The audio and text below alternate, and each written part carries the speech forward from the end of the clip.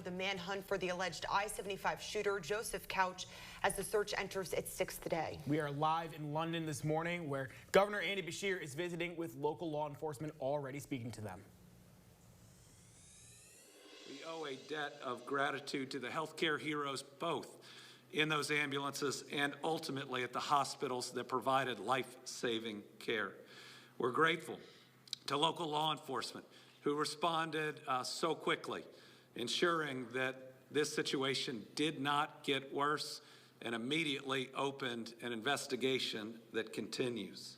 Grateful for the cooperation, knowing that justice and safety is the end goal, and while the uniforms may look a little bit different behind me, everyone's goal is the same: to protect the citizens of the Commonwealth of Kentucky and to bring safety and stability back to this region. To the victims, their families, and this community, these things aren't supposed to happen, but they seem to happen far too often. But know that your Commonwealth is here for you. We care about you. We'll stand with you, both in the days that have happened since and the days that are moving forward, and we will heal from this incident. Since Saturday, authorities have been working tirelessly, utilizing every tool at their disposal. I want to be very clear today that I am proud of the work of all the law enforcement agencies and what they're doing. They are bringing the most modern technology, every technique that is possible, to search some of the most rugged terrain that anyone could hide in. Yes, they haven't found this individual yet, but that's not for lack of trying. There are so many individuals, so many resources that have been brought to bear and will continue to be brought to bear. I'm really grateful for everyone that's been involved in the search. You look at all of the different agencies that are represented: the Laurel County Sheriff's Office, the London City Police Department, the Kentucky State Police, the FBI, ATF, the U.S. Marshal Service. We even brought in the National Guard because of what the Black Hawks could do in helping us to search some very dense areas. And if I've missed anybody standing up here, it's only because we have that many groups that have pitched in and that are working hard to try to bring some closure to this situation and ultimately catch this individual. The days since this incident have been tough for this community, but as I said, after the devastating floods hit some of this same area a few years ago, these are tough challenges, but this area is filled with the very toughest of people. Kentuckians are doing what we do best. We're coming together and we're helping our fellow neighbors. Our law enforcement and other emergency service partners, again, have done a tremendous job. They haven't stopped looking for this individual, but they've also doubled down on providing safety for this community. I know everyone, especially local law enforcement, others from KSP that have been brought in, are doing more than they have maybe ever done before, working extra shifts so that people in the area can feel safe in such a scary time. They've worked through rough terrain. They've worked in the dark, and understand in this terrain, they've put their own lives on the line in each of these searches. And that's why it's so important that the search is done professionally and carefully, because we haven't lost anyone yet from this shooter, and we want to make sure we don't lose anyone going forward. I want to thank Kentucky Emergency Management for their help, both in supporting local law enforcement and some technology they've brought to the table. Again, I want to thank everyone in both local, city, and county government. Since it occurred, I've been in regular contact with your mayor and your county judge executive, who's here today. I've been receiving regular reports from the Kentucky State Police, and like everyone, hoping that we'll get that report that this individual is found and that this situation is over. As the days move forward, we also know that folks are going to be trying to get back to their everyday life, which is a challenge in times like this. Know that your state stands with you, and we are ready, willing, and able to provide additional resources to hopefully get back to that transition to everyday life. We started with Rockcastle Public Schools yesterday, coming up with a good plan provided by their superintendent, where the Kentucky State Police augmented local law enforcement and helped with some bus routes, making sure that each of those kids could get to school safely. I know those plans are being made in each of the counties impacted, and we're thankful for the very thoughtful way that people are going about making sure that all of our families and all of our children are safe. On behalf of Team Kentucky, thank you to everyone who spent a minute, an hour, or the last several days nonstop working to try to do their very best in this situation.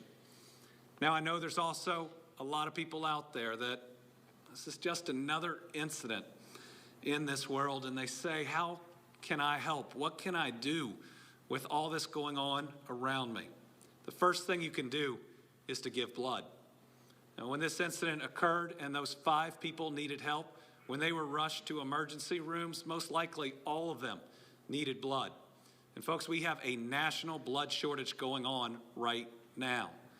One of the things that we can do, and not having lost anybody in this incident, paying it forward, is to make sure we're giving blood so that there is enough of a blood supply on hand for whatever incident comes next, wherever it is. So today, I'm actually leaving here, heading back to the Capitol for a blood drive that we had previously scheduled.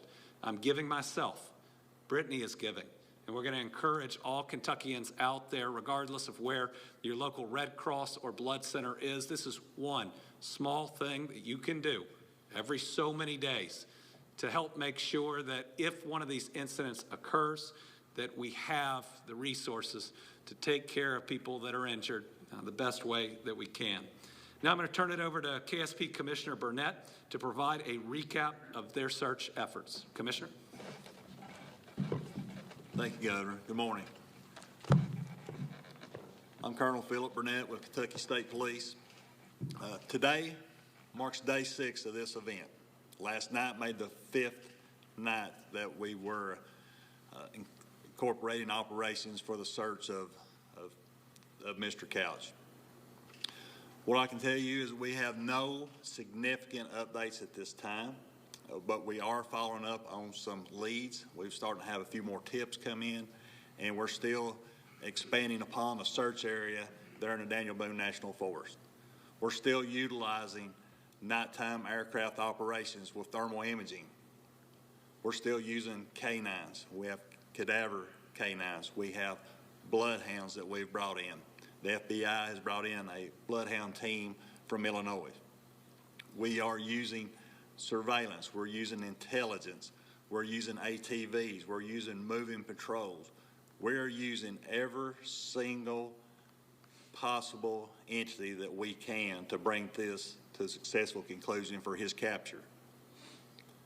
You know, it's unfortunate that this happened in Kentucky and here in Laurel County, but what I can say is this is how it should work when you have something that occurs here.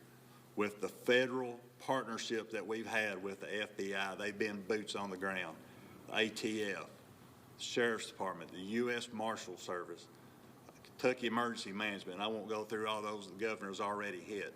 But when you talk about partnerships on a grand scheme for such a big event, this is how it should work. And we will keep working until we exhaust every single lead that we have in that area. Now, after we clear this area, we may have to expand upon that. We may have to adjust our operations, but we will still use every means of technology that we have, all of our assets that we have, equipment, and keep going forward. Now, as we go, we're still in the search phase, but we also have where I understand that there is a fear in the community. You know, I have talked with superintendents as well in the area. You know, we've talked about interaction back and forth, you know, what works best for them. I know big thing here in Kentucky is high school football games. We've already working with a plan with superintendents that we will have uniformed troopers and officers at every high school football game that is occurring Friday night. So there's a lot of things that we are going forward and working with, and we'll be more than glad to be able to sit down and discuss and give what relevant information that we can. But again, you know, Our command post is there. We're still working that area. Right now, I mean, we have teams out there right now scouring that area, and it's difficult. I mean, it really is. I mean, you've heard it. You saw the videos. It's very treacherous terrain, and it takes time. But we're going to clear that area, and then after we clear this area, then we may have to expand and tailor our activities going forward.